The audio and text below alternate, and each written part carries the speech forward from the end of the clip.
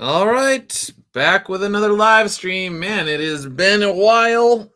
I was away. I was spending some time with family and friends, running around Nevada, running around Lake Tahoe for a while, and then I went straight from Lake Tahoe to the West Texas Comic Con in Lubbock, Texas with Matthew Weldon. So, basically, I flew out to Austin on Thursday. Matt Weldon was kind enough to meet me at the airport. And then we drove from Austin. We drove about 400 miles or so to Lubbock, Texas. And then on Friday, we set up early in the morning. And from there, it was Friday, Saturday, Sunday, West Texas Comic Con, and it went really well. So I figured today I would talk about some news stories that happened while I was in Texas. So I would see things here and there popping up in my feed, but for the most part, I was just busy running around with Matt, selling books and all of that. So I'd like to talk about the importance of actually doing shows each year, because I know there are people that don't like doing shows and they say they're a waste of time, they're a waste of money. I fundamentally disagree. They are exhausting. I was standing for 3 days straight, but that actually gets into shows. So I guess we could just go straight into that. But at some point in time, I'll probably talk about some Hunter Biden stuff. Joe Biden obsessed with F-16s. He keeps making these comments about how if you tried to challenge the government, you would fail. It's hopeless because they have F-16s and you don't. You only have firearms. It's the weirdest thing, but he keeps bringing it up over and over and over again. He thinks this is a really good thing to basically do a federal government flex on people and say that don't even try and ever challenge us because we will just crush you. Very bizarre thing for a U.S. president to talk about and just bring up out of the blue. Like nobody's forcing him to do it. He just does it. It's creepy. It's weird. And it's a window into his psyche that I would like to explore because what you're seeing inside his head is not good. The way that he thinks about the American experiment and Americans, super dangerous in creating a powder keg. Tagia, thanks for tuning in. Edwin, thanks for tuning in. Appreciate it. So yeah, probably talk about that. The quote unquote comics broke me sort of hashtag was going around while I was away. And then Tyler Carpenter, Drawn Talk, lost his publishing deal. I want to talk about, so when that happened, something interesting popped in my feed. I talked last time about the different species of Timothy Lim and Mark Pellegrini haters out there. And during the comics broke me stuff, there were these left-wing activist people that basically started talking about Tim, and that was very interesting. So I'd like to talk about them. And what else do we got here? Kindred Heavens. So there's a new book that's coming out, and it's going to be on the Iconic Comics website by Scott Malin. And this launched yesterday, and it is doing very well. It's got 395 backers, $16,325 with 28 days to go. So, full disclosure, I do not know Scott Malin. I have never met him. I don't know anything about him at all, which is interesting because it allows me to prove the point. Sometimes people think that I am basically pulling strings and influencing the guy who runs Iconic Comics as to who to bring on and who not to bring on and all this sort of stuff.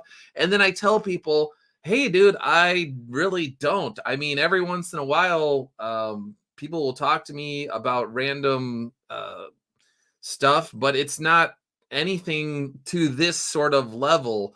So I found out after the fact, but I was talking to Timothy Lim, and he's like, "Yeah, I read the entire book, and it's really good. It's like an all ages book, and it's just super solid. And again, I don't think Tim would even mind me saying this. He was just like, I'm telling you, after people read this book, they're going to want to get the second book when it comes out. It is really, really good. So all I know is that there's a really good book, and it's gonna be put out through Iconic Comics. And so yeah. I have not backed it yet, full disclosure, but I'll probably back it in a few days. It does look good. But like I said, I was in Texas. I just got back. I'm trying to catch up on all my own personal stuff. You got to go to the grocery store. I got refrigerators that are breaking, and the motors in the freezers that had to be replaced. I got toilet issues that need to be fixed and addressed, and all of this. I got packages that I got to mail out for Soul Finder stuff. So I haven't gotten around to backing Kindred Heavens, but I will within the next 28 days. Force Ghost Burt Reynolds is here. Thanks for tuning in. Captain Cummings is here. Thanks for tuning in. Says, hey guys. Says, I bought the book.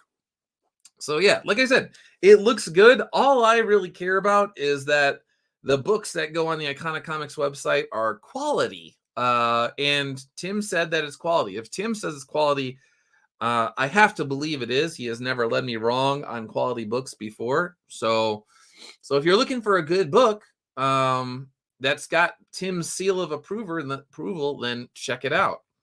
But we'll get back to that sort of stuff. Tagia, I got to get stuff for my Soul Finder crossover costume for Bell County. Oh, that's interesting. Yeah, I'll talk about Bell County coming up as well. Oregon 87 says it does look good. Looking forward to it. Let's see. Doug has to wait to see what it's a crossover with. Let's see. Algie Mill says, I got the book too. Love the art style. So yeah, I guess West Texas Comic Con. I'll talk about that real quick. So I was telling my wife, sometimes you see these creators and they say, shows are a waste of time in 2023, or, going back 2020, 2021, 20, whatever, or not during the pandemic because everything was basically shut down. But they say that shows aren't really worth it. And having done a number of shows now, I will say that most likely the people that are saying shows are a complete waste of time. Now, there are better shows than others, so you have to have a certain level of discernment into which ones you're going to go to, especially if you're flying to them, if you have to drive a long way. So, yeah, you do have to do a little bit of homework to see, okay, is this a show I want to take a chance on? But the thing is, there are certain creators that they essentially just sit in their chair the entire time. So you have these kind of high tables and you put your books on top of them. And then if you have art, you're the artist, you got your banners or whatever you have, your tapestry, your canvases with all your art back there, you're selling it. If you sit down in your chair, you're low in this table, people are walking by. They don't know exactly who you are, unless you're some sort of writing or artist superstar, but most people are not crazy superstars. They don't know you from the next guy. And if you're just like meekly saying like, hello, if you're even talking, some of these people just literally sit there and they think that the customers that are walking through are just going to start throwing money at them. That's not going to happen. So with Soul Finder, I don't have Spider-Man. I don't have Batman. I don't have Superman. I'm not through Marvel and DC or whatnot. So a lot of these people, they have no clue who the heck I am. They just see the giant banner and they do see Dave Dorman's art, or they see Matt Weldon's art, or Jeff Spokes, or Eric Canetti, or Timothy Lim, which is good art. But again, they don't know the IP. And they're walking by. So the thing is, if you're going to do shows, you have to stand up. I literally was standing all day for at least 8 hours. I would take little breaks here and there if there were lulls. But for the most part, I was standing the entire time. And if somebody walks by your table, you make eye contact with them. You wave, you smile, you say hello.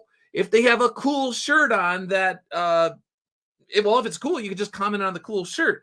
But if they have like a military shirt or something, that gives you an opportunity to be like, hey, you like military stuff? You like supernatural stories? Maybe you'll like my book. It's called Soul Finder. It's about combat veteran exorcists. And then they pause for a second. They look at the art and then they look at the book. And then you say, hey, if you want to flip through any of the books, flip through the books. Or maybe you actually literally pick the book up and open it up for them. And then they see Matt Weldon's art. And then you say in the hardcover, I actually have Matt's inks as well. So you get the color version or you could get the ink version. And then they look a little bit closer. And then you hold the book out to them and they grab the book. And then they start flipping through it. And then you say, hey, I got these books and I'm selling them for this price and that price. I got the soft covers here. I got the hard covers here. If you buy all 3 volumes, I'll give you a deal. If you buy all 3 volumes, I can throw in the short story War Cry for free. All sorts of stuff. Here's a print. I could give you a print. If you buy 3 volumes and you want the print, I could give you a discounted print. Or maybe if I start talking to the person and they're on the fence, I could adjust. I am a benevolent dictator when it comes to sales. And depending on the person, I could change the price any way that I want. So if I say the price and they're thinking about it, I look at their body language, I look at their eyes, I look at their face, I look at the way that their head is canting, and I could see they're thinking, I got, it's just a little too much. If I see that, it's like an honest assessment that I can see the wheels turning in their heads. Then I'm like, all right, I'll tell you, blah blah blah. I'll make the deal a little sweeter for you. Here, blah blah blah blah. I'll mark it down for $5 if you get, all 3 in the hardcover or whatever the heck it is. And then they buy the book. And then you're like, hey, you want it signed? They're like, yeah, do I have to pay you for the books? Do I have to pay you to get signed the books? No, you don't need to pay. I'll sign all your books. And actually, Matt Weldon is right there. He'll sign the books. And that's just how it goes. And then after the course of 3 days, you have a respectable number of sales that cover your trip. On all of my trips, I have basically either broke even or made money. So so sometimes, yes, my hotel is paid for. That's the other thing. If you get your hotel paid for, that's great. If you could get the flight paid for, that's great as well. So that definitely helps, but it doesn't always happen. So then it's like, I got to cover my flight for this trip. So I got to work my butt off to be able to break even. But here's the thing. Sometimes, like even if you just broke even on the trip, there's all sorts of other elements of going to shows that make it worth it. So if you look at the screen right here, you see this Soul Finder book stand. It's a custom book stand that was printed out. The guy who did it, I met him last year at West Texas Comic Con. And then Timothy Lim, actually, he was very quick on the draw as usual, Tim and Mark. And Tim got Common America custom stands. And then they were good. And Tim's like, yeah, you should get with this guy Jesse. He's a very cool guy. He did a good job. So then I, of course, because I'm slower than Tim, waited months. And then I ended up getting with Jesse. And I was like, hey, man, can you do Soul Finder custom stands? Yeah, sure. Send me some stuff. Sends it over. Bam. He comes out with red and gold Soul Finder stands just like I wanted. Okay. So if I never went to West Texas Comic Con last year, I would have never met Jesse. And granted, I guess if I didn't go, maybe I would have known through Timothy Lim or whatnot. But for the most part, I had to go to West Texas Comic Con to meet the vendors who then would do products for me. So then I did this product, and now I put it online. I literally have people asking me for the Soul Finder book stands, and I'm mailing them out. I have boxes behind me right now. And when I'm done with this stream and when I'm done exercising today, I don't know what order I'm going to do it in, but I'm going to go for a bike ride, and then I'm going to take a shower, and then I'm going to go to UPS and I'm going to mail out Soul Finder book stands. And some people want just the red, and some people are cool with the gold, and some people, they want red and gold. So you're meeting people. Similarly, Matthew Weldon, I spent 12 hours in a car with Matt Weldon on this trip. You cannot, how do I say this? The relationships that you build with people, if you're doing books with an artist or a writer, if you just have a relationship that's text messaging back and forth over and over again, it is not the same. The books that you are going to get from a creative team that only text each other back and forth, and maybe they call each other on the phone here or there, it's not the same as if you are spending 12 hours in a car with someone and you're talking about faith and you're talking about art and you're talking about business and you're talking about writing and you're talking about the scripts and going over things and bouncing ideas off each other. You're going to get a different product. Is it necessarily going to be a better product? Not all the time, but you're forming a deeper bond, a deeper creative and intellectual bond with your team. And when you're on the same page, when you're vibing with each other, then okay, you're explaining the scene and they're like, oh, like this, yeah, yeah, yeah, like this, yeah, oh, that's a good idea, yeah, that would be awesome, that's actually a better idea than I came up with, blah blah blah blah. And you just keep bouncing ideas off. Totally different than if you're just randomly texting, hey, did you get the script for volume 5? Yes. Okay, think about this. It's not the same. Yes, you can relay information and people can get it, but when they really know who you are and they know what makes you tick, the scenes are going to be completely different. So that's that. And then there's more. Speaking about merchandise, I guess I'll go back to the chat real quick here. Blah blah blah blah. Force Ghost Masterclass. Tagia says, no, you'll dig it. The Soul Finder, some sort of was it a crossover, some sort of cosplay or something along those. Let's see, crossover costume for Bell County Comic Con. So cool. Captain Cummings, I might go to the Smallville Comic Con this weekend. I literally brought a camera to interview creators, and this one dude couldn't care less. His book was also boring. Yeah, I don't know. So no, that's the other thing is you have a lot of really good conversations with people. So there was a couple that came up to the booth down in Lubbock and they were like, hey, this looks really interesting. Do you know this guy like Larry Correia? And he's got this series and it seems like it's similar to Soul Finder. And I was like, yeah, I heard about Larry's books. I have not read them. I don't know. Yeah, I am not experts on Larry's books. I have not read them, but I know what you're talking about because people keep telling me that I should check out this series. Now, I don't like to actually read fictional stories that are similar to my own in nature because I don't want people to accuse me of copying, of lifting, of swiping, or any of that stuff. So I generally try and stay away from it. But I was like, no, yeah, I heard about Larry's books and they sound really interesting. And if it's similar, maybe you might like the book. So I start talking to these people. And this guy bought all the books and he like throws down a 50 and he is like, here, just keep it. And I was like, wait, you want money back? Like what? He's like, no, just keep it. I believe in what you're doing. Boom. So I don't know for sure, but my guess is that guy and his wife who bought all the books and they like Larry's stuff, which is apparently similar to mine. I don't think his characters are actual priests. I think they're just like religious guys or exorcists and they use guns or they're like military guys or something like that. I don't know. But my guess is there is a high probability that those people will get the 4th book when it comes out. And then maybe they'll get the 5th book. It sounds like Soul Finder is right up their alley. I talked to these people for 20 minutes or more. And so again, you're forming relationships with people. A certain percentage of the people that buy the books at the shows, they're going to become long-term readers.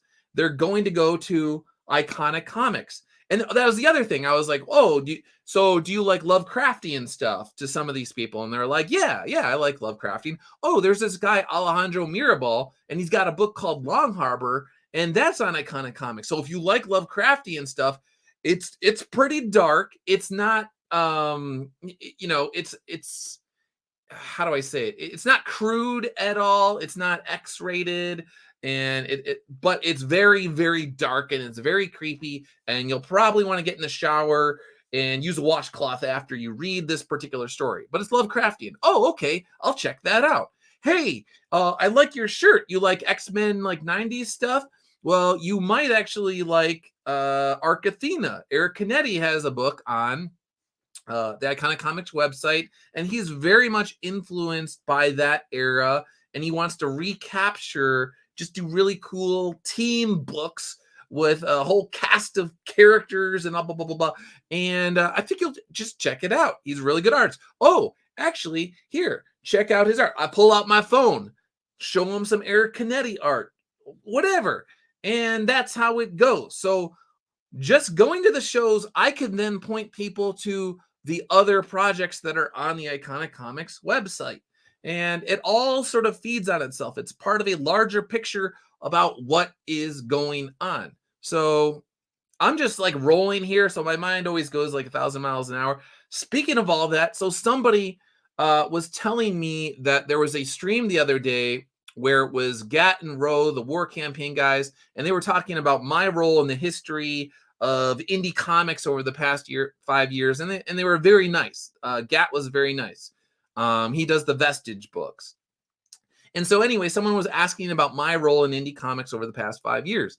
And my response was, look at Iconic Comics. I got to be very careful these days. Anytime I respond to I don't like when people are asking me questions sometimes, because I feel like I don't want another situation where people accuse me of all sorts of bizarro lies and stuff like that. So I'm very careful. But I was just like, check out Iconic Comics. Iconic Comics it sums up what I feel about indie comics and what it can be. The vision that I had for indie comics in 2017 and 2018, which was matched by Timothy Lim and matched by Mark Pellegrini, it's all encapsulated within Iconic Comics. And when you see Common America and what's become of that, they got volume 8 that's coming out or launching next week, I believe Wednesday, if I'm not mistaken.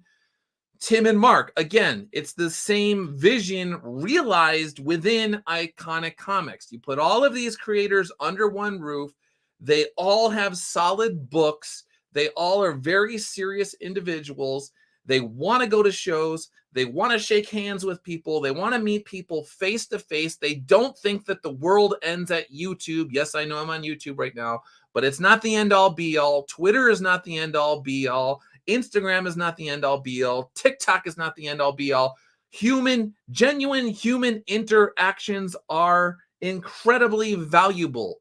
There is a whole world of people out there that do not follow any of the YouTube junk. You do not need YouTube to get readers. You can go out there. You can get out of your house. You can get out of your bed. You can get out of your basement. You can turn the live stream off and you can meet real people face to face, and they will buy your books. Dozens of people. Sometimes, like, you could move over 100 books a show.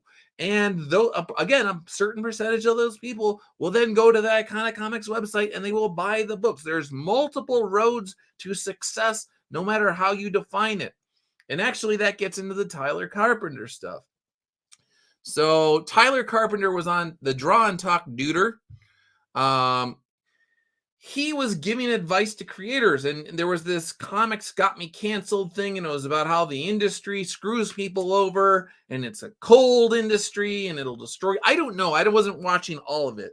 So people were asking me, hey, are you up on the comics broke me sort of thing? And I was like, no, I was flying 1,700 miles from Reno to Austin. And then Matt and I were driving 400 miles from Austin to Lubbock. And the round trip was 4,200 miles. So I was kind of busy that weekend, so I couldn't follow every single tweet from the Comics Broke Me thread from people that were complaining about comics breaking them while not making comic books, while not concentrating on their craft, while not going to shows, and all of this sort of stuff. So anyway, these people got livid with Tyler for giving them advice. They could have just muted the guy. They could have just blocked the guy. They could just be like, I don't like that guy, and just ignore him. But no, apparently in indie comics, if you're a left-wing creator, and actually there's plenty of right-wing creators that can't do that either. They can't just ignore people that they don't like. They start going to whoever was publishing his book and complaining and putting pressure on them. And then and he lost his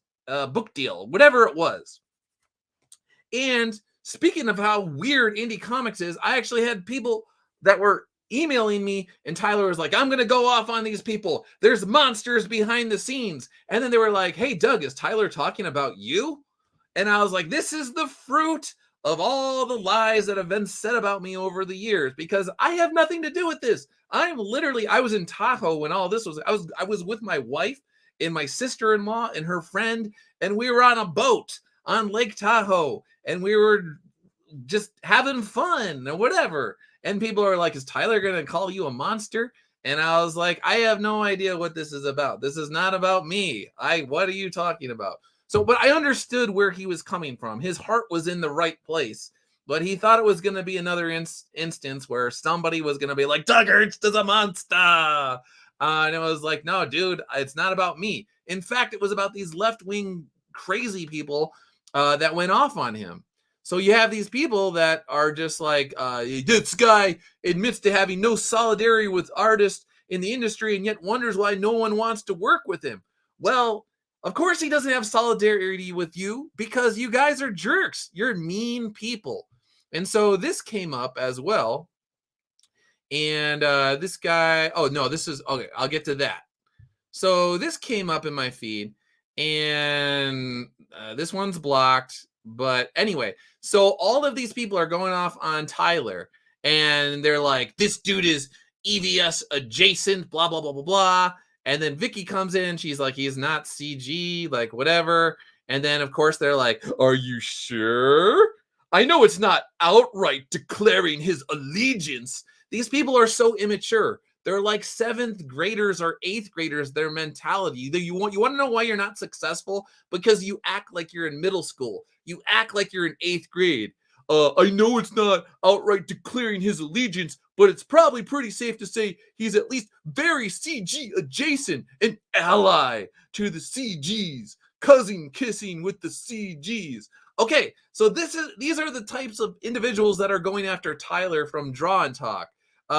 If you remotely talk to somebody who they don't like, they'll just lump you in with them. And I've talked about this before. For years ago, people lumped me in with people that were saying and doing outrageous things on YouTube just because they disagreed with me, just because I'm a right-leaning guy, just because I don't like Hillary Clinton, and I didn't vote for Hillary Clinton, then therefore, they create a boogeyman, they create a monster, and then they call you a monster just for disagreeing with you. One little thing, you disagree with these people, you're a monster to them.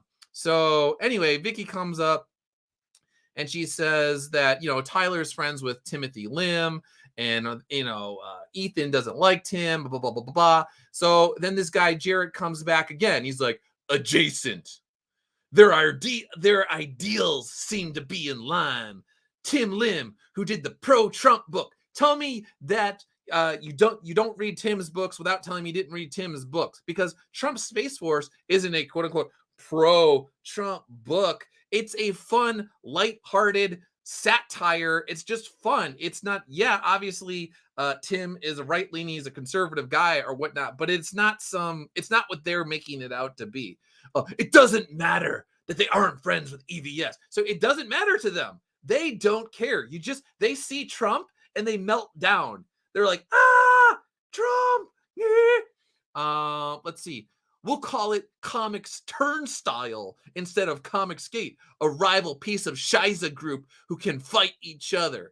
Okay, so again, she's just like, Tim is one of the kindest people I've known, and I've been on this rock for quite some time. So this other guy, this very Tim Lim, huh? And then he posts the picture of Trump Space Force from 2018. Because if you do a political satire like 5 years ago, that's not even what he's saying it is. It's just a whole bunch of fun and jokes, and you should be able to laugh at yourself and poke fun of yourself and poke fun of other people and whatever. If you actually got to know Tim, you would know this sort of thing, but you don't care about actually knowing real human beings. You just know that they disagree with you and therefore they are bad. So this other guy, a polite Trumper who makes propaganda for the president responsible for the resurgence of Nazis in America, has done irreparable damage to the United States. Such a good dude. Damn near an angel sent from high. Sweet, sweet Tim Lim. Actually, Tim is a really nice guy, and so is Mark Pellegrini. Again, you would know that if you actually bothered to meet them and talk with them. Maybe if you went to shows and you actually talked to them instead of just glaring at them from across the room and thinking, they made a book and Donald Trump was on the cover, so therefore I gotta hate these guys. So this same guy who's going off on Tim, who he's never met, who somebody is saying like, hey, he's actually a really nice guy, you should get to know him. He goes, this is unrelated or sort of related to the comics. I am bad at Twitter, which started as speaking up with the comics community altogether and uplifting. 24 hours in, and I've devolved into bickering with cold people devoid of empathy. That's you, dude. That's you. Look in the mirror. Do a little introspection. You're projecting. You don't have empathy, as demonstrated when you didn't know Tim, but Tim's like the worst guy in the entire world. He's CG turnstile. Okay, let's see. Back to what's constructive and good. Oh yeah, you're such a good dude. Just disclosure: don't mess with this guy on Twitter. Please don't mess with these people. They got some issues. These people got serious issues. You see he, him in there, and you see the flags. You know that they're gonna report you, and they're gonna false flag you and try and get your stuff taken down. So these are of course, Tyler Carpenter is not gonna have solidarity with somebody like this. Why would he? Why would he? You people, you try and destroy careers, you try and destroy reputations based off the guy just gave you some advice you didn't like. It said you need to be in charge of your own marketing and take control of your own life, and you didn't like that, so then you had to go to his publisher and talk about how he's like the worst guy in the world. Interesting, very interesting. All right, let's see, back to the chat here. Eric Kennedy is here. Eric, thanks for tuning in. I don't know if you tuned in before I was talking about you, or your ears were ringing, but I was saying how at shows I could show people your work on my cell phone and say, hey, check out Arc Athena. It's on the Iconic Comics website. I know a certain percentage of those people will go to the Iconic Comics website. It's all part of the bigger picture. All right, Paul's NYC, thanks for tuning in. Iconic Comics is the benchmark of the future. I believe no more crowdfunding. Direct-to-customer pre-order is going to be it. Local comic shops need to get in on this and expand their customer base. So, yeah, I obviously am biased, but I believe in what Iconic Comics is doing, and I believe that is a blueprint that can be tailored to and scaled to each individual and their definition of success, and it will do really well for them. It's about solid storytelling. It's about doing your best to put out beautiful art in a timely manner at a fair price, while simultaneously trying your best to be professional with people that are trying to destroy your career out of nowhere. These weird. So here's the thing.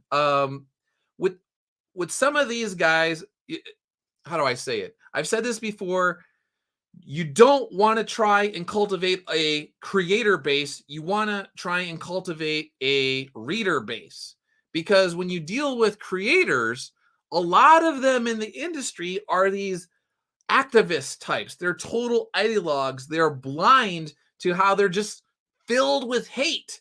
And if you try and saddle up to somebody like this, the second that you disagree with them, they will try to destroy you.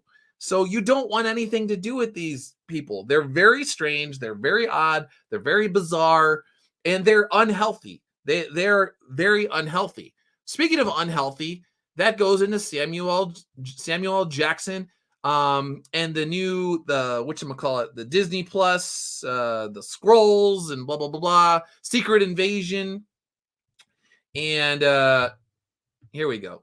So on a larger scale, Samuel L. Jackson was saying that, the 2016 broke his Marvel co-star Brie Larson while they were on the set together, and he was saying that that he sees Trump supporters as people that called him racial epithets when he was a young man. Never mind the fact that in the South, historically, the people that were putting on white hoods were overwhelmingly Democrats. But that's another story. But the point is if an election completely quote unquote breaks you, you have problems. When Barack Obama was elected, I wasn't broken. I was just like, oh man, that sucks. I was like, well, back to work tomorrow, and I'm going to keep doing my thing. And then he was reelected, and I was like, that sucks. Well, back to work tomorrow. I'm going to keep doing my thing. Because healthy people, they aren't completely broken by the mere election of somebody that they don't like. The United States and its ideals and its principles are far bigger than any one person. And if there are issues going on with one person or a political party, then you could start to examine to see if these are symptoms of deeper seated problems at hand that need to be addressed. But just one person, typically, unless it's a total statistical outlier, you shouldn't let them break you. You shouldn't let anybody break you. I could get into all sorts of faith stuff and how you don't need to worry about the world, man. You don't need to worry about the world. I mean, you have to have proper concern about what's going on in the world, and you have to address things, but the world should not break you. Do not let the world break you like it apparently broke Brie Larson. Again, these people have mental problems. They're unhealthy, and they've spiraled so much into insanity and become such rabid ideologues. They are lost and they're confused. They are lost in the wilderness. I don't know how to get them back. I would suggest getting back into the faith stuff. You need Jesus. I've said it before. Brie Larson, Samuel Jackson, you need Jesus. And I'm not joking. I kind of joke with the delivery, but I'm not joking, because I think short of some sort of major event that affects them in a way that completely jars them loose from their insanity, they're going to need a supernatural intervention. All right, so covered Tyler, covered this, covered the bizarre Timothy Lim sort of hater people. Boom. All right, back to the Soul Finder stuff. We could talk about the Joe Biden stuff. Matt Weldon was showing me the Volume 4 art, so it's coming along. You can see it. It's looking good. We're going to most likely do the soft covers first, like last year. Wait a few months. I don't know exactly how long, and then follow it up with the hardcovers like we did last time. It's just the way things kind of play out. I can't get into all the details, but we don't have the same colorist from last time. I have no problems with him. Matt has no problems with him. But when you have talented individuals, a lot of times people try and quote unquote poach your talent. And so basically what happened is the colorist that we had got a bunch of work, and then he basically didn't have time to do the fourth book. So then we had to find a new colorist, but it was a blessing in disguise because the colorist that we got rocks, and he's turning in some really good stuff. Actually, I think I have a preview of some of the art here. So here's some more art. So we got Father Crane before he was Father Crane, and we have Father Blatty before he was Father Blatty in the cave systems, the tunnel systems of Vietnam, inspired by the Vietnam tunnel rats. So I think I'm biased again, but I think it's looking really good myself. Mr. Grohovac, thanks for tuning in. Says, wasn't Samuel Jackson a Panther before he was an actor? I don't know. I think he was a drug addict, if I'm not mistaken. I think he had serious drug problems. I don't know about Panther, but I wouldn't be surprised. Let's see. You're not flipping them bird fingers at the politicians with your vote. Let's see. Captain Comedians, Timothy Lim treated me better than almost anyone I could think of. Let's see. All right. Craig is here. Thanks for tuning in. Okay. But even if it was a pro-Trump book, does this guy think he couldn't possibly be a nice guy? Yeah. So that's the thing, is if you disagree with them politically, they automatically think you must be a horrible person. And I'm thinking in my head, I've said this before. I was like, do you have relatives that are of the opposite political persuasion than you? If you're a Democrat, do you have Republican like brothers or sisters or parents? If you're a Republican, do you have a more liberal family members?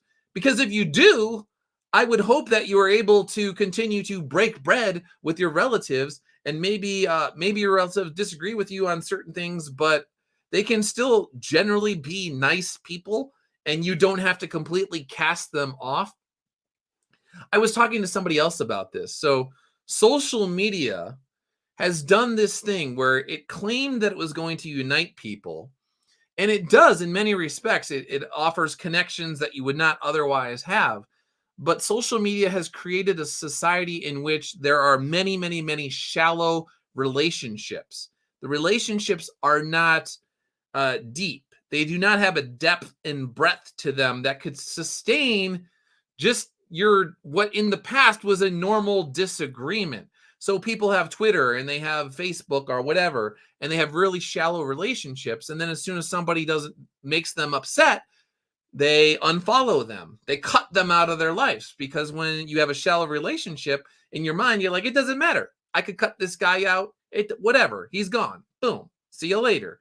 Whatever. If you actually meet people face to face, like I was talking about with going to conventions, if you talk to people, if you break bread with them, if you eat dinner with them, like Matt Weldon and I were doing over the course of multiple days, if you hang out with them and you watch UFC fights late at night and you talk about stuff and you talk about life, then you have a deeper relationship with someone. So when that time comes when they inevitably disagree with you, and maybe they disagree with you on something that's a little more important to you, it doesn't completely nuke the relationship. You don't blow up the bridge because you had to disagree with someone. You might get a little angry, you might get agitated, but you know that the person at his core is a good individual, and you're not going to just be like, I'm done with you forever, and then just like push them away. You're not going to do stuff like that. So social media has created, it's warped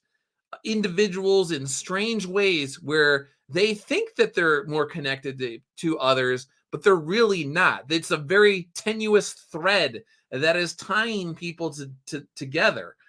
You're not tethered to individuals in any true sense of the word. If basically you could just snip and it just falls apart, that's not a real relationship. You don't want to build, you don't want to have those sorts of connections. You want to have connections that are welded together. You get the nice weld. When I was in the Army, I became sort of obsessed with good welds. If I see a good weld on something, I'm very happy. Because I was a Bradley driver and I was in these, I wanted to know that the Bradley that I was in, the driving coffin for all intents and purposes, even though it was a coffin, I wanted to know that the welds in my coffin could at least take a certain amount of hits before I would die. That maybe there would be a chance that if I was ever in a situation where the shiza went down, that I could get out alive. So I would investigate the welds, and when I saw a good weld, I'd be like, "Thank you, sir. Thank you, welder. You may save my life one day." Anyway, you want relationships that are like strong, smooth welds. Look into welding. I'm a nerd, and look into good welding. All right, Philip Cummings. And online people make issues false dichotomies, and reality isn't that simple. Mr. Grohovac apologized. He was buddies with the Black Panther movement. Let's see. Mr. Grohovac, Doug Ernst, will there be a Soul Finder omnibus? Yes, there will be a Soul Finder omnibus. But the problem, it's not really a problem, but I wasn't sure what books to include in it because they're all connected to one another.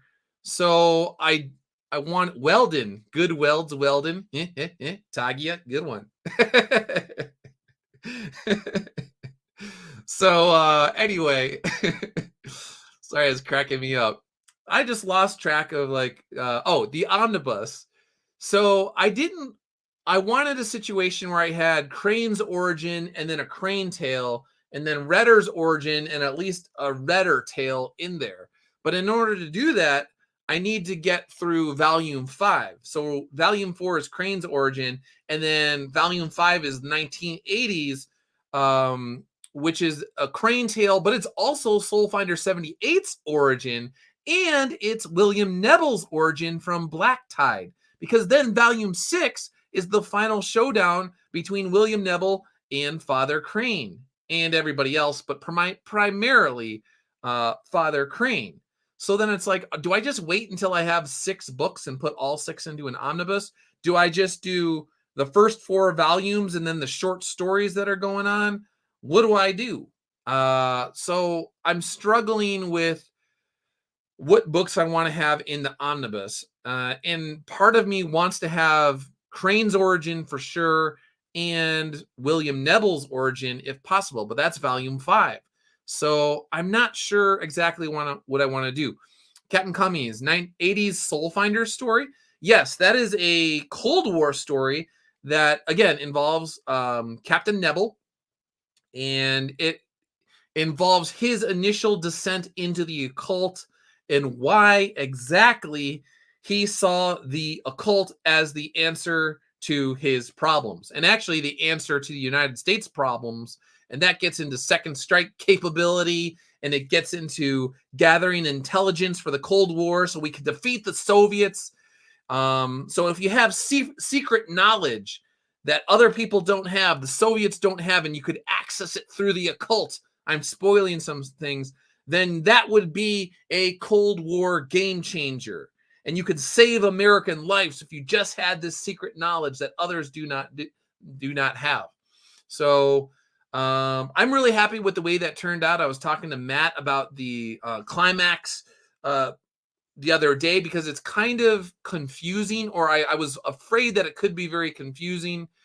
But Matt, being Matt, he was like, nah, dude, I got it. I think I got some cool ideas, and I think I know where we're going to go with this, and boom. So that took a weight off my shoulders, took a weight off my chest to know that Matt knew what I wanted to do with the climax to Soul Finder Volume 5.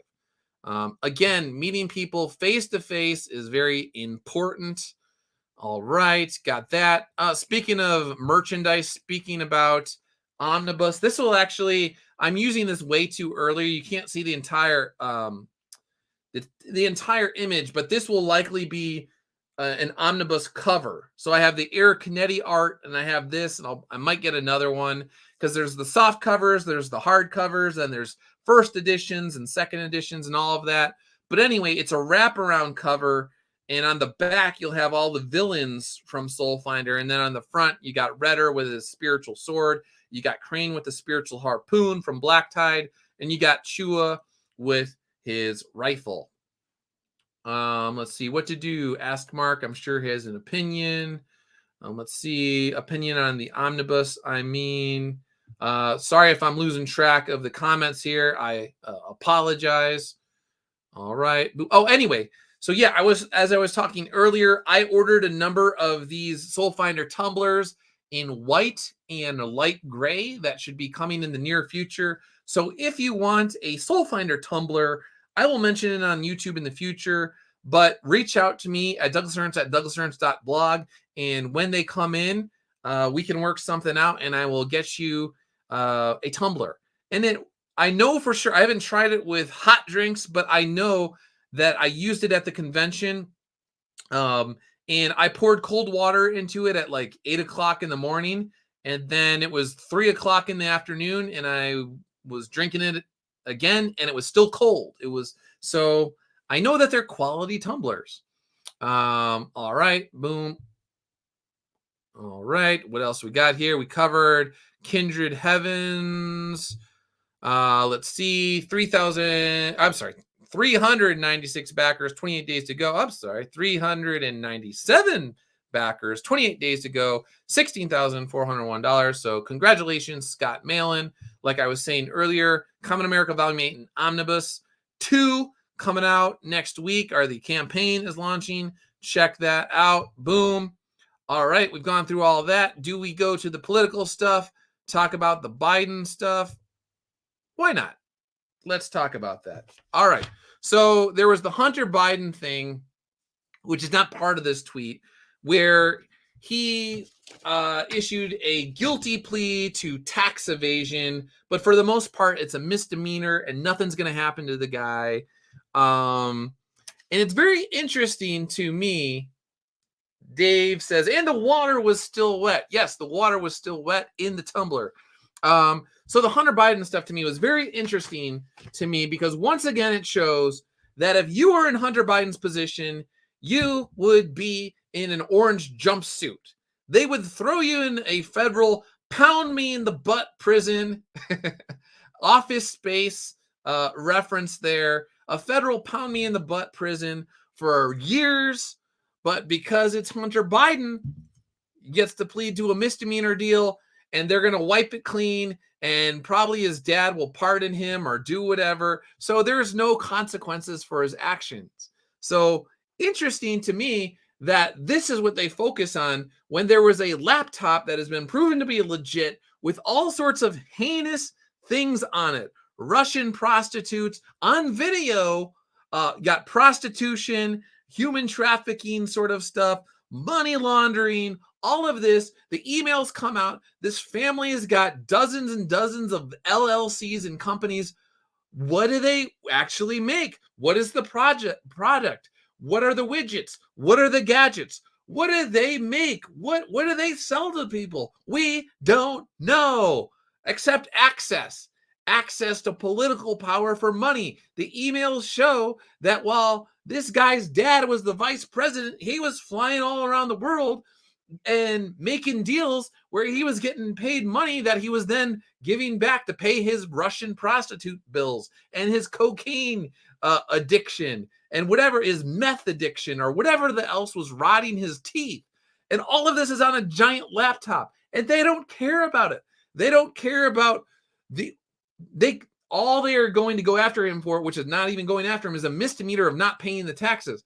They're not talking about where is this money actually coming from? How is he procuring all of this money? Well, they don't want to go after that because it's all sorts of illegal junk that, again, you and I would be in jail for. You want to talk about, this is not white privilege sort of thing. Hunter Biden is, if you actually believe in quote unquote white privilege, that would be the guy right there that you would hold up on the pedestal as proof of white privilege, when in reality, it's white Democrat elite privilege. If you are the son or daughter of high-ranking political leaders who happen to be Democrats, then you can have the laptop from hell, as Trump calls it, and they won't do anything to you. They will turn a blind eye to it. Maybe if you have all of this junk coming out, and I'm not even talking about his relative, his own, was it his niece or whatever, who's in her underwear with like doing cocaine and all of this sort of, why is he with his little super young niece doing cocaine and she's in like skimpy underwear on his bed or crawling on the floor and all of this super creepy stuff that normally you would think, yeah, authorities might want to look into that. Nope, they don't want to look into that. Nope. In fact, they called it quote unquote Russian disinformation during the election. And they was like, no, it's actually real. It's real. But again, yeah, if you are the son or daughter of a high-ranking politician and you are of the right, if you don't have an R next to your name, they're not going to go after you. Just keep making millions and tens of millions of dollars doing all sorts of shady things. And yeah, so Joe Biden, very interesting. This all comes out, including the Durham report. So that was where the government, they had this like special prosecutor that was looking into the FBI and all the Russian stuff that was all fake. And it was manufactured by the intelligence agencies and politicians to basically sideline Donald Trump for years with all these sorts of investigations. It was all a lie. And it was cooked up by Hillary Clinton's campaign. And yeah, good job on you. I mean, if we're going to applaud just totally screwing somebody over with lies, you are a master at screwing people over with lies. Anyway, they investigate all this, and then the Durham dude comes out and he basically says the entire system's corrupt and this is not going to be solved in a day. Oddly enough, nobody held accountable. That's very interesting. But at least he is saying up front the entire system is compromised. It is diseased. The cancer has spread to the lymph nodes. It's over. We're going to die. But then it's just a matter of time of like basically when we die. Or you need a miracle to survive this sort of cancer. Cultural cancer, political cancer. Same time, simultaneously, Joe Biden comes out and then he's like, if you want to challenge us, you're going to need F-16s. You're going to need an airport. He's done this multiple times now. Why would he do this simultaneously when somebody is coming out and saying like, yeah, all the intelligence agencies, they're totally corrupt. And they are so corrupt that they were trying to essentially torpedo and ruin the reputation of the president. And now, of course, the critics of the president will say, well, his reputation was already ruined because he's a boorish loser or something along those lines. Well, being a boorish person is not the same as what the FBI and the CIA and all these people, what they did to the guy. It's one thing to not like somebody's tweets and say that you don't like that he called Rosie O'Donnell fat. But calling Rosie O'Donnell fat is a far cry from claiming that the guy was a Russian agent that was a controlled by Vladimir Putin. So let's not try and muddy the water with your false equivalencies and all of that sort of stuff. Anyway, so Joe Biden, why is he coming out? Why is he saying these things? So I will read my tweet. This is the third time that he's made this statement, which is incredibly bizarre on multiple levels. It's a telling window into the psyche about what he believes about America, and none of it is good. A virtuous society led by virtuous men does not need to fret over the people having firearms or the possibility of widespread revolt. If a president tries to demoralize the people into thinking just revolt is a hopeless endeavor, then it's probably because he knows they have legitimate reasons to be 1776 levels of angry. And the American people do. It's unpopular to say, and maybe one day I'll have agents show up at my door, but guess what?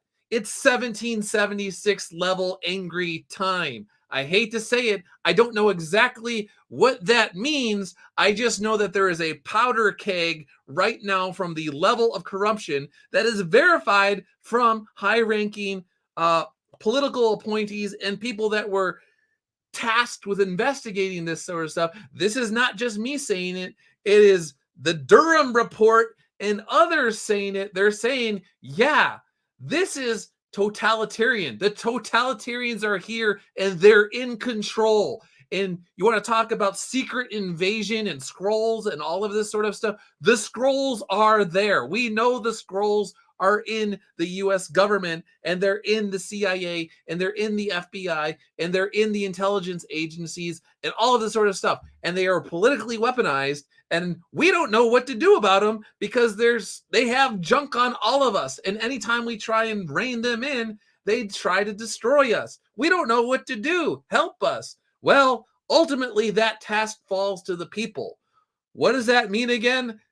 I don't know. But I know that there's a powder keg, and I know if people like Joe Biden want to keep pushing it and taunting people and doing federal government flexes on the people and say that it doesn't matter what you think, it doesn't matter how corrupt we are, you don't have F-16s. I mean, it's only a matter of time before there is an event. Somebody lights the match. There's the spark that explodes the powder keg. And they know this because they are corrupt to the core. And in 2023, all of the information is out there. You could connect the dots. It's not a conspiracy theory. It's real.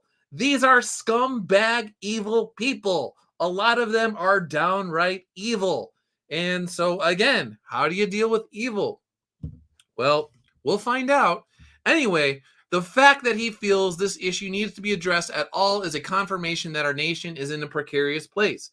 That's the key point. The nation is in a precarious place.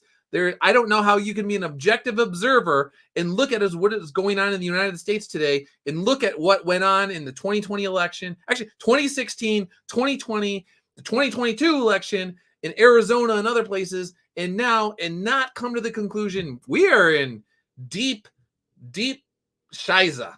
And yeah, things are not looking good. So, say, regardless, I can think of some armed goat herders around the world who chased off American politicians and, by extension, the U.S. military who would disagree with Mr. Biden. So, yeah, the same guy who's saying you need an Air Force, you need an F-16. All you, the people, got are your modern day muskets. That's what you got. Well, guess what? A bunch of people in Iraq and Afghanistan that didn't really have much more than that, and they had crude IEDs. They were able to break American politicians. And then when American politicians are broken like Brie Larson, they run for the hills. So guess what? These people are spineless. They're unprincipled. And that gets into war. You want a federal government flex on the people, Joe Biden? Here's a flex for you. Most wars are wars of attrition. You're not just setting off a nuke and ending it that way. The wars tend to be wars of attrition. And who wins wars of attrition? Well, we could look to Iraq and Afghanistan and those places in the Middle East, people that are actually fighting for principles. You might disagree with them. You might actually think that they're evil or whatnot, but a person that is fighting for a principle and they actually believe it is going to win a war of attrition over somebody that is unprincipled and only engaging in the war for their short-term political interest or financial interest. So these politicians in the United States, they go from war to war to war to war to war, and they keep losing and losing and losing and losing and losing. By objective standards, by their own standards, in many ways, they lost, but they filled their own pockets with tens of millions of dollars, and they funded the war off the backs of the U.S. taxpayer, so they don't care. So meanwhile, civil society continues to crumble as they go from war to war to war, but they don't care because they're in Martha's Vineyard and they're in California wine country, Napa Valley, and they're in Silicon Valley, and they're going to the best restaurants, and they're going on yachts, and they're going into international waters and having parties, doing weird stuff on yachts that they know nobody's around to be able to hold them accountable. And they're doing and they're on Epstein Island, and they're doing all sorts of weird stuff.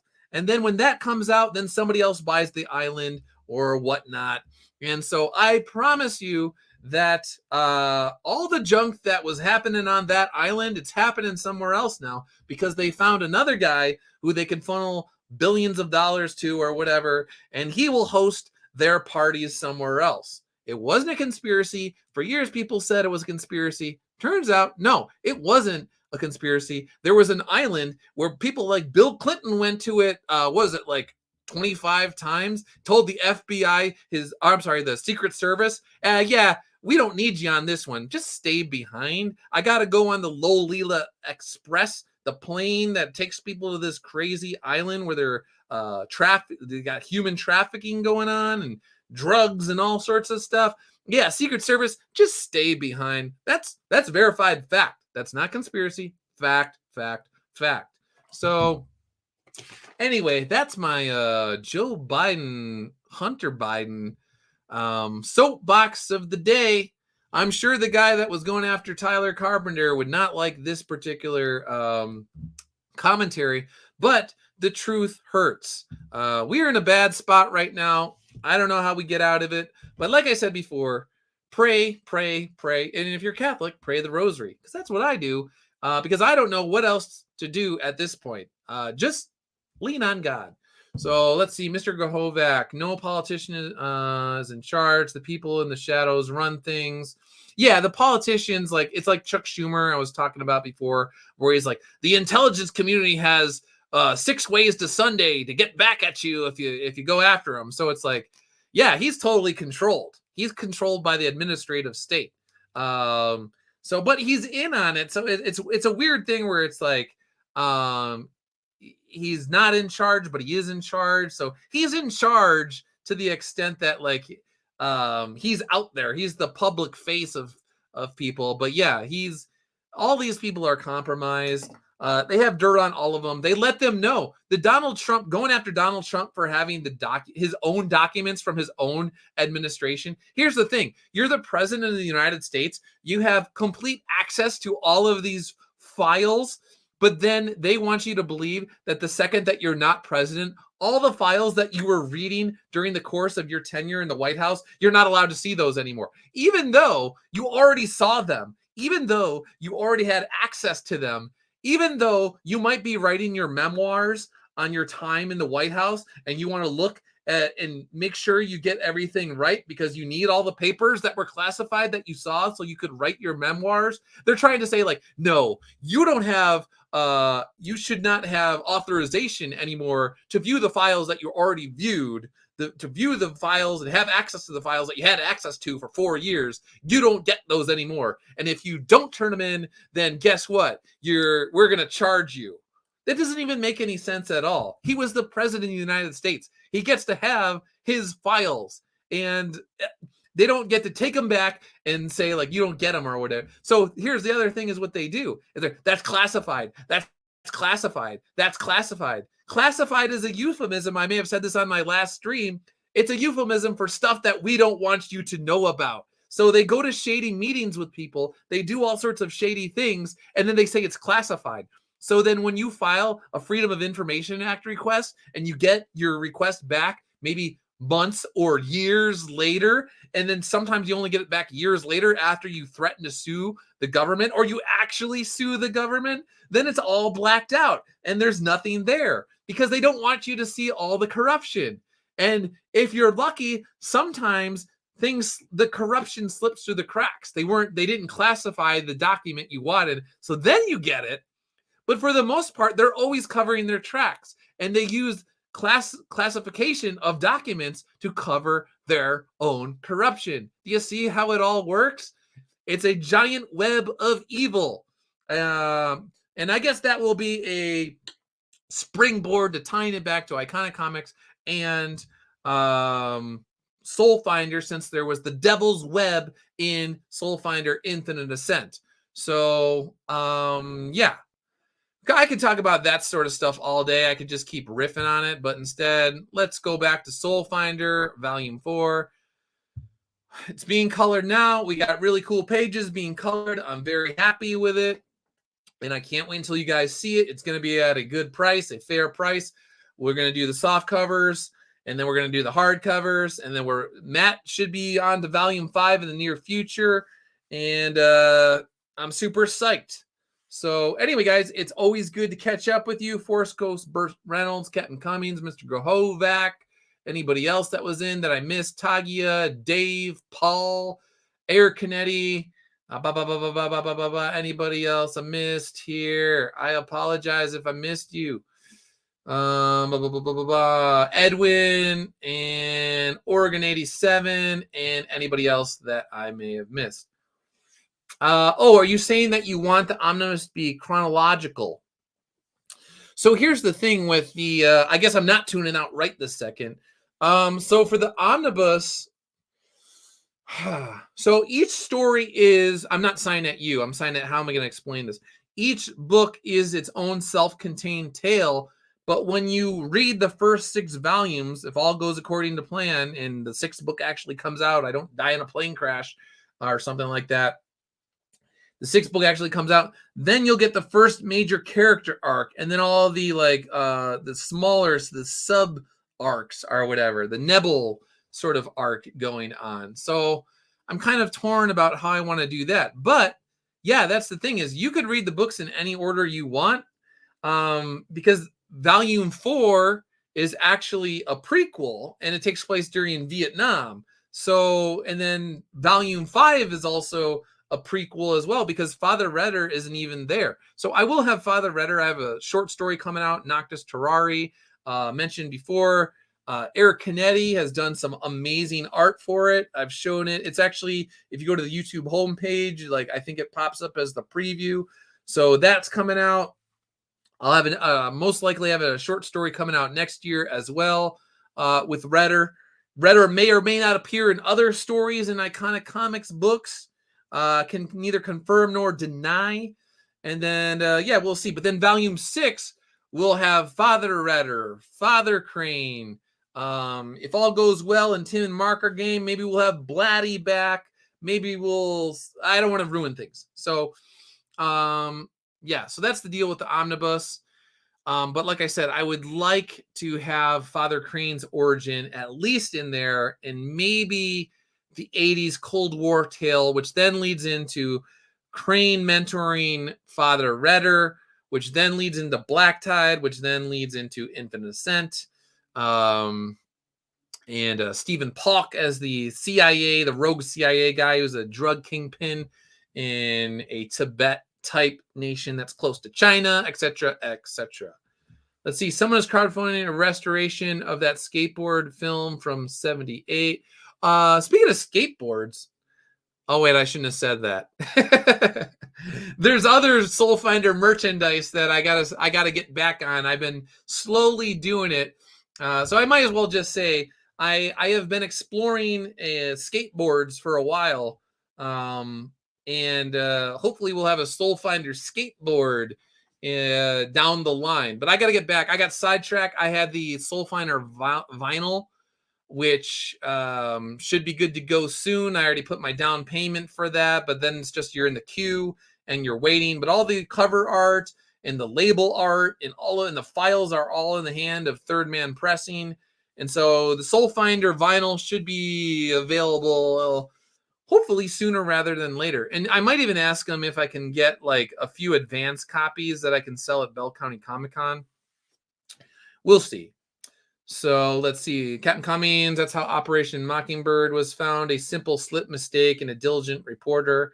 I'm sure the YouTube algorithm is going to love this stream. But YouTube's already got me. They got me a long time ago. They made sure that my channel or whatever was throttled. And I've always had people, including my own family members, say they keep getting unsubscribed from my channel or it never comes up. They never get the notification. So thanks a lot, YouTube. Really appreciate that. But anyway, guys, thanks again for tuning in today. I really appreciate it. I always like catching up with you. I will most likely be back next week when Common America Volume 8 launches. There's 1,629 people that have asked for notifications for the launch. If you're not on that, then maybe you want to check that out. But I'm sure you also get updates via Kickstarter and Indiegogo from Timothy Lim and Mark Pellegrini.